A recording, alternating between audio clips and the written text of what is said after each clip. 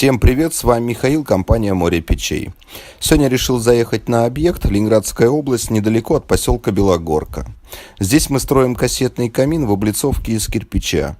Стройка в полном разгаре, уже установили топку. Топка здесь Nordflam Torn стандарт. Она достаточно простая, без наворотов, но мощная. По крайней мере, в характеристиках заявлено 14 киловатт для отопления до 280 кубических метров. Сейчас топка частично разобрана и упакована малярным скотчем, чтобы не запачкать, так что оценить ее внешний вид не получится, пока не закончим работы по кладке. Облицовка камина выполнена из кирпича ручной формовки. Вообще интересное название – ручная формовка. У меня многие спрашивают, что это за кирпич такой? Вы, Михаил, его сами месите и вручную формы закладываете? Конечно, нет. Кирпич делают на производстве различные компании, как отечественные, так и зарубежные. Ну а название такое получил кирпич за свой внешний вид, стилизованный под старину, нарочно неправильной формы. Ведь именно так раньше формировали кирпич вручную. Вот так он выглядит с близкого расстояния. На основную массу камина мы использовали кирпич с названием Орхидея Рос, а на полочке теркоагат. Раствор использовал белый, витонит М150. Получился контрастный шов, и кирпич выделяется. Мне нравится. Вчера приезжал заказчик, сказал, что тоже все устраивает, и что именно в такой стилистике он представлял будущий камин.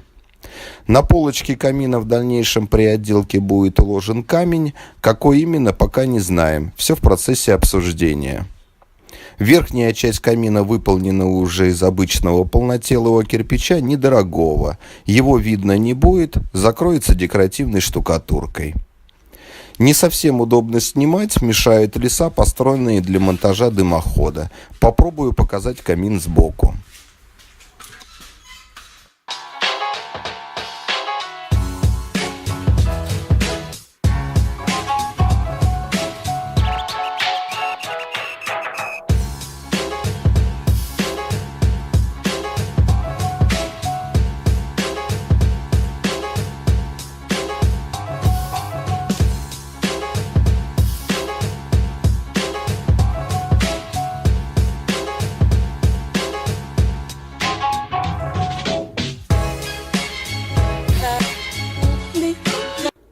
Сейчас нам осталось вывести дымоход через небольшое чердачное пространство. Оно очень ограничено, доступ туда потом закроется. Выполнить все противопожарные меры, надежно утеплить перекрытие, восстановить пароизоляцию в межэтажном перекрытии, закрыть лишнее отверстие в потолке, так как оно было выполнено строителями дома. Мы постараемся по возможности все заснять, показать вам весь этот процесс. По готовности этого камина с уже завершенной отделкой я все покажу. На сегодня, пожалуй, все. Не буду мешать работать ребятам. Всем спасибо за просмотр. Если что непонятно, пишите комментарии. Всем пока.